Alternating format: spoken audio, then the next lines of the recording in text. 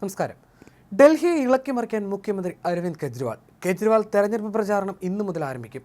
രാവിലെ 11 മണിക്ക് ഹനുമാൻ ക്ഷേത്രത്തിൽ ദർശനം നടത്തുന്ന കെജ്രിവാൾ ഉച്ചയ്ക്ക് 1 മണിയോടെ ആം ആദ്മി പാർട്ടി ആസ്ഥാനത്ത് പ്രവർത്തകരെ അഭിസംബോധന ചെയ്യും. വൈകിട്ട് സൗത്ത് ഡൽഹി മണ്ഡലത്തിലാണ് അരവിന്ദ് കെജ്രിവാളിന്റെ റോഡ് ഷോ വിജയമാക്കാനാണ് ആം ആദ്മി പാർട്ടിയുടെ തീരുമാനം. ഇന്ത്യ മുന്നണിയും ഇതിൽ ആവേശത്തിലാണ്. 50 ദിവസത്തെ ജയിൽവാസത്തിനു ശേഷമാണ് കെജ്രിവാൾ ഇന്നലെ പുറത്തിറങ്ങിയത്. ജൂൺ 1 വരെയാണ് അരവിന്ദ് കെജ്രിവാളിന് സുപ്രീം കോടതി ഇടക്കാല ജാമ്യം അനുവദിച്ചിരിക്കുന്നത്. ജൂൺ 2-ന് തിരികെ കയറണമെന്നും സുപ്രീം കോടതി നിർദ്ദേശിച്ചു. കേന്ദ്ര ഏജൻസിയായ ഇഡിയുടെ വാദങ്ങളെല്ലാം തള്ളിയാണ് ജസ്റ്റിസ് സഞ്ജീവ് ഖന്ന അധ്യക്ഷനായ സുപ്രീം കോടതിയുടെ നടപടി. ലോക്സഭാ തെരഞ്ഞെടുപ്പ് പ്രചാരണത്തിൽ പങ്കെടുക്കുന്നതിനാണ് ജാമ്യം. ജൂൺ 1 വരെ വ്യവസ്ഥകളോടെയാണ് ജാമ്യം അനുവദിച്ചത്. ഇടക്കാല ജാമ്യം നിഷേധിക്കാൻ എൻഫോഴ്സ്മെന്റ് ഡയറക്ടറേറ്റ് അതിശക്തമായ വാദങ്ങളാണ് മുന്നോട്ട് വെച്ചത്. ജാമ്യത്തെ എതിർത്ത് ഇഡി പുതിയ സത്യവാങ്മൂലം ഫയൽ ചെയ്യുകയും ചെയ്തിരുന്നു.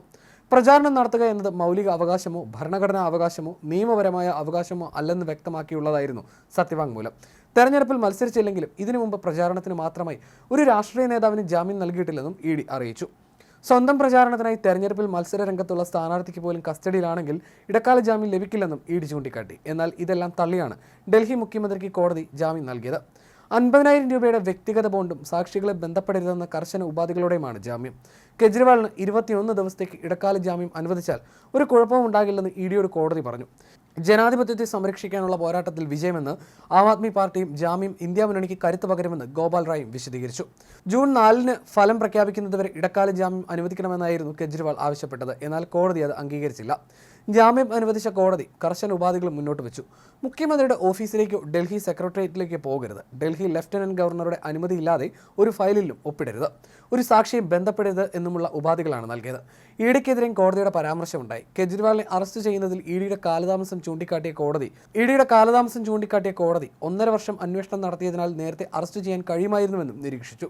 ജയിലിലേക്ക് പോകുന്നതിന് മുമ്പത്തെ കെജ്രിവാളിനേക്കാൾ കരുത്ത് ജയിലിൽ നിന്ന് ഇറങ്ങുന്ന കെജ്രിവാളിനാണെന്ന് യാഥാർത്ഥ്യത്തിന് മുന്നിലാണ് BJP. അദ്ദേഹം തെരഞ്ഞെടുപ്പ് പ്രചാരണത്തിന് ഇറങ്ങുന്നതോടെ ആം ആദ്മി പാർട്ടിക്ക് മാത്രമല്ല പ്രതിപക്ഷ മുന്നണിയായ ഇന്ത്യ സഖ്യത്തിനും ഇനി ഇരട്ട നാവാണ്. BJP പ്രധാന ഗുണഭോക്താവായ ഇലക്ട്രൽ ബോണ്ട് പദ്ധതി സുപ്രീം കോടതി റദ്ദാക്കിയ ശേഷം തെരഞ്ഞെടുപ്പിന്റെ ഒത്ത നടുക്ക് BJP മോദി സർക്കാരും ഏറ്റുവാങ്ങുന്ന മറ്റൊരു ശക്തമായ ആഘാതമാണ് കെജ്രിവാളിന്റെ ഇടക്കാല ജാമ്യം. കെജ്രിവാൾ തെരഞ്ഞെടുക്കപ്പെട്ട മുഖ്യമന്ത്രിയാണെന്നും അദ്ദേഹം സമൂഹത്തിന് ഭീഷണിയല്ലെന്നും ജാമ്യം നൽകിക്കൊണ്ടുള്ള വിധിയിൽ സുപ്രീം കോടതി പറഞ്ഞിരുന്നു. അദ്ദേഹത്തിനെതിരെ ഗുരുതര ആരോപണങ്ങളാണ് ഉന്നയിച്ചിരിക്കുന്നത് കാര്യത്തിൽ സംശയമില്ല. പക്ഷേ അദ്ദേഹത്തെ കുറ്റക്കാരനെന്ന് കണ്ടെത്തിയിട്ടില്ല. അദ്ദേഹത്തിന് ക്രിമിനൽ ചരിത്രമില്ല. അദ്ദേഹം സമൂഹത്തിന് ഭീഷണിയല്ല എന്നും കോടതി വിലയിരുത്തിയിരുന്നു. കോടതി ചൂണ്ടിക്കാട്ടിയിരുന്നു. കെജ്രിവാളിന് 21 ദിവസം ഇടക്കാല ജാമ്യം അനുവദിച്ചാൽ വലിയ വ്യത്യാസമുണ്ടാകാൻ പോകുന്നില്ലെന്നും കോടതി നിരീക്ഷിച്ചു.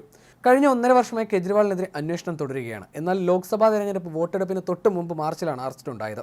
ഇഡിയുടെ എൻഫോഴ്സ്മെന്റ് കേസ് ഇൻഫർമേഷൻ റിപ്പോർട്ട് 2022 ഓഗസ്റ്റിലാണ് രജിസ്റ്റർ ചെയ്തത്. എന്നാൽ അറസ്റ്റ് ഉണ്ടായത് ഈ വർഷം മാർച്ച് 21-നും. കെജ്രിവാളിനെ അതിനു മുമ്പോ ശേഷമോ അറസ്റ്റ് ചെയ്യാമായിരുന്നു. അത് ഉണ്ടായില്ലെന്നും കോടതി നിരീക്ഷിച്ചു. ഇന്നലെ പുറത്തിറങ്ങിയ അദ്ദേഹം തന്റെ എല്ലാ കരുത്തും ഉപയോഗിച്ച് സ്വേച്ഛാധിപത്യത്തിനെതിരെ പോരാടുകയാണെന്നും എല്ലാ ഇന്ത്യക്കാരും ഈ പോരാട്ടത്തിൽ ചേർന്നില്ലെങ്കിൽ വിജയകരമാവില്ലെന്നും പറഞ്ഞു.